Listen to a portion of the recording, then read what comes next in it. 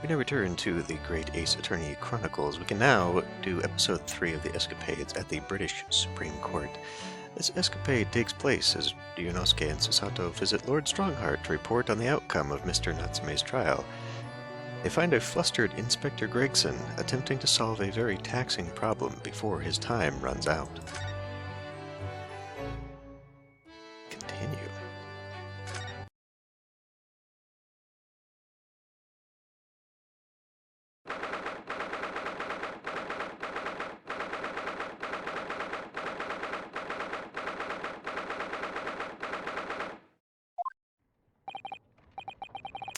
Here we are again. Every time we visit here, the atmosphere in this place seems to get more and more overbearing. Just think, we could be at home with Mr. Sholmes and Iris having a nice cozy breakfast. But we have a duty to report the outcome of the case, especially since we're guests here in Britain. So I'm afraid this visit couldn't have been avoided. I suppose not. But is there even anyone here? You could hear a pin drop in this place. It's too solemn for its own good. It is very quiet, isn't it? The only sound is the ticking of the great clock as it keeps perfect time.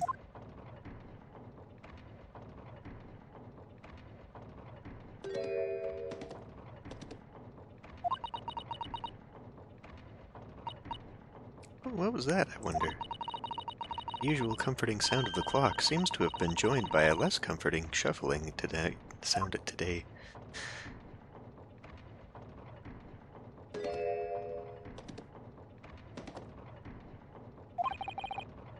You're right. Something's disturbing the rhythmical ticking. It sounds rather like an unfit middle-aged man running from pillar to post. Clumsily. It's an oddly specific sound. Oh, you call it unfit? Oh, Inspector Gregson. What are you doing here? What am I? Isn't it flaming obvious? 58 seconds remaining, Inspector. We'll have to talk later, sunshine.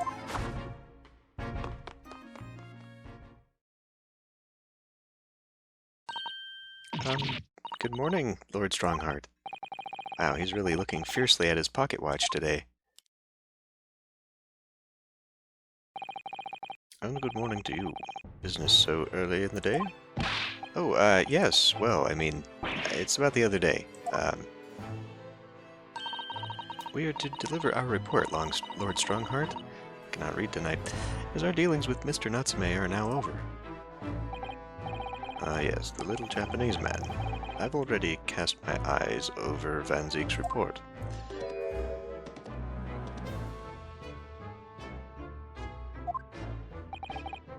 I must say, the outcome surprised me. I thank you for a job well done. You are too kind, my lord. It's not here, it's not there, and it's not over there either. I hope you don't mind me asking, but what exactly is the inspector doing? He's been harrying around between the bookshelves looking beside himself with worry. He's looking for a particular work. The Lion's Pride. Oh, we've got that book. Now there's an all-too-familiar title. I'd heard it was a popular tale, so I obtained a copy from the rental library. However, it wasn't able to maintain my interest, so I soon cast it aside. I happened to notice a vacant spot on one of my shelves at the time, so I duly stowed the book there. Unfortunately, I no longer remember where that was. No, not there. Not here either. Come on, where are you, lions hiding? The book is due back today, so I've asked Gregson to locate it for me with his investigative prowess. Inside 5 minutes. I must say, I've never seen anyone working so hard to find something. It's like a man possessed.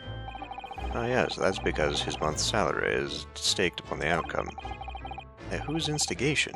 Let me guess. This stony-faced lord. And the 5-minute time limit? What's the significance of that? There is none. Just my vulgar, mischievous spirit showing itself, I'm afraid. Oh, by your own admission. I can't. My feet are killing me. 5 seconds. 4, 3, 2, 1. Time's up, Inspector. Which means that next month you will not work, or you will work unpaid and have no days off. No days off.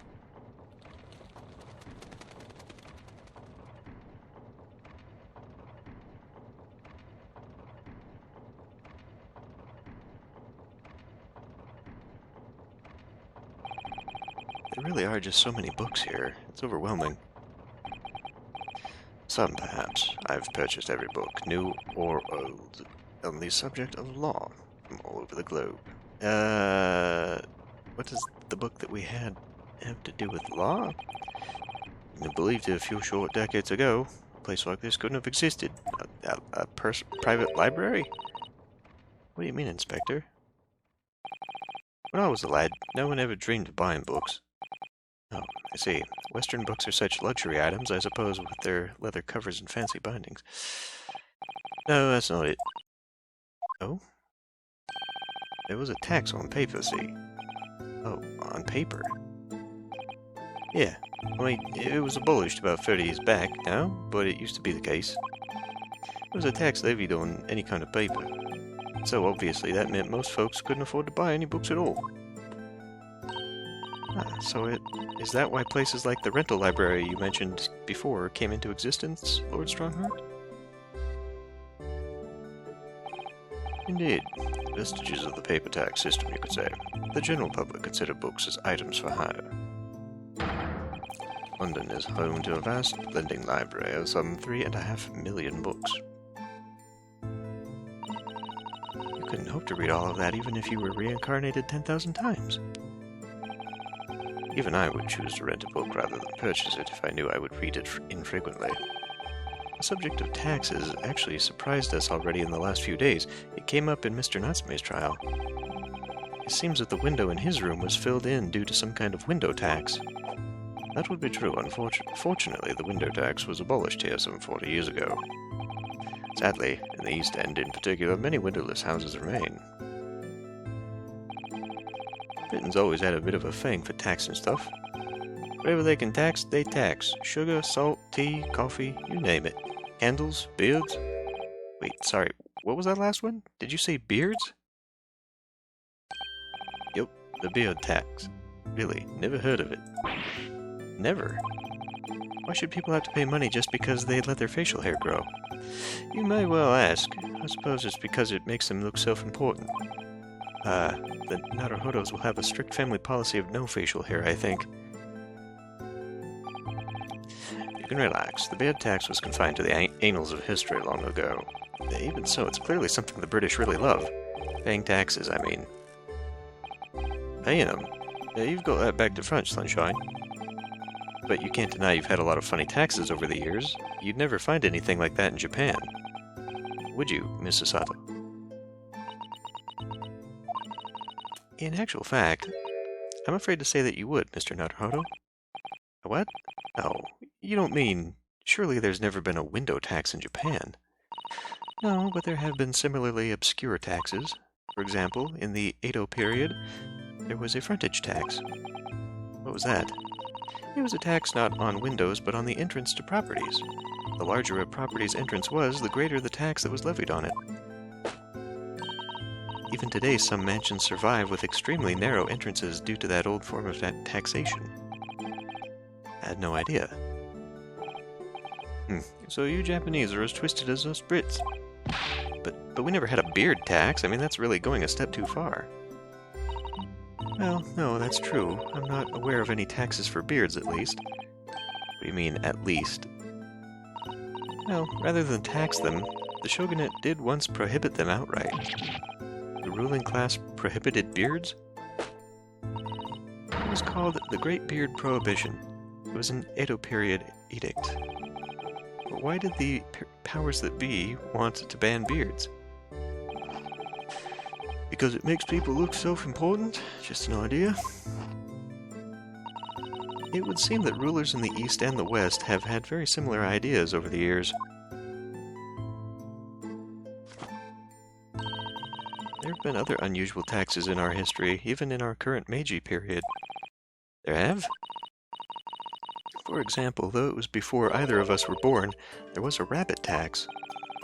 There was a tax on those adorable fluffy creatures, like the one who makes mochi sweets on the moon? Yes, and it was an extremely large tax, too. The government demanded extraordinary sums of money. It just gets stranger and stranger. What was the reason for that bizarre tax, then? Well, after Japan opened its doors to the world, there was an unprecedented rabbit boom in the Meiji capital. A boom? Yes, keeping rabbits became hugely popular, and new species were traded at exorbitant prices. People were even swindled out of all their money for exotically colored rabbits. Like colored chicks, I suppose. Hard to imagine, though. Rabbits are so timid and quiet, wouldn't have thought one would bankrupt you. I imagine they also got loose, multiplied like crazy, and ate everything. So in response to this worrying social vogue, the government imposed a rabbit tax. I suppose they couldn't just ignore the problem.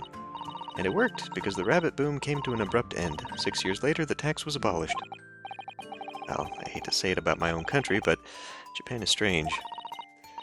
But there's more. After the rabbit tax was abolished then, of course, society reacted by launching straight into a second rabbit boom. Oh dear, the government didn't think that one through, did they? Your ideas about the world are very much altered by the position you hold in society. If you are responsible for the running of the country, you will feel the need to raise revenue keenly. Without a stable taxation system, the whole country would go down the drain. Well, yes, I suppose so, but some of these taxes... That's precisely why ministers of state use their wiles to invent new and novel ways of taxing the public.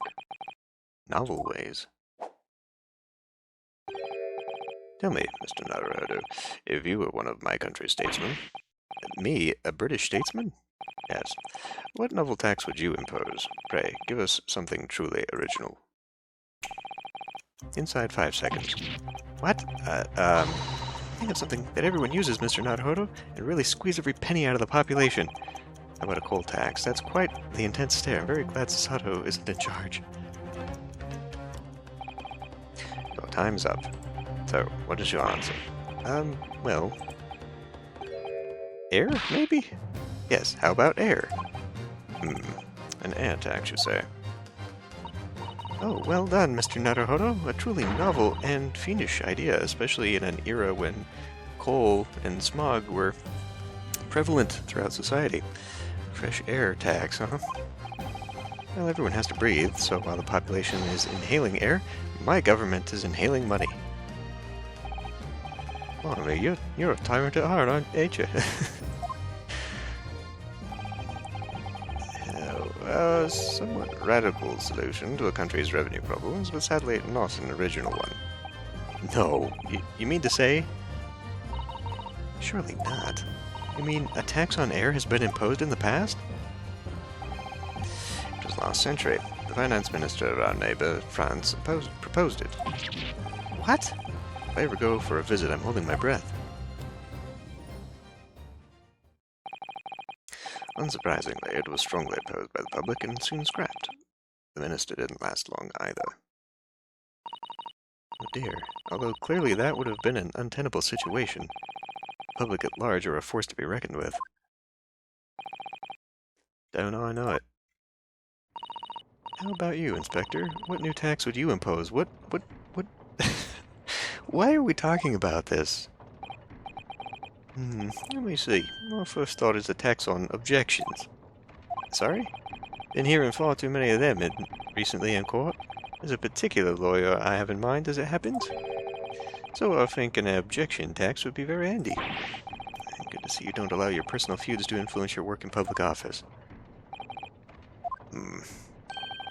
Well, I reckon 5 pence for every objection raised would be about right.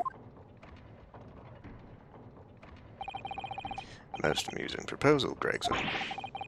Most unamusing proposal, my lord. What about that library book? Well then, I think it's your turn now. Sorry, my turn for what? What else? To locate my missing copy of The Lion's Pride. Oh, it's on one of the shelves in this room. Of that I'm certain. Now, I shall give you 10 minutes. And let's stake your student stipend on it, Fail to find the book and you forfeit next month's payment. Objection! The time starts now. Oh, and one more thing. I believe you just said the word objection. Kindly leave your 5 pence over there before you begin combing the shelves. This tax is going to be the death of me.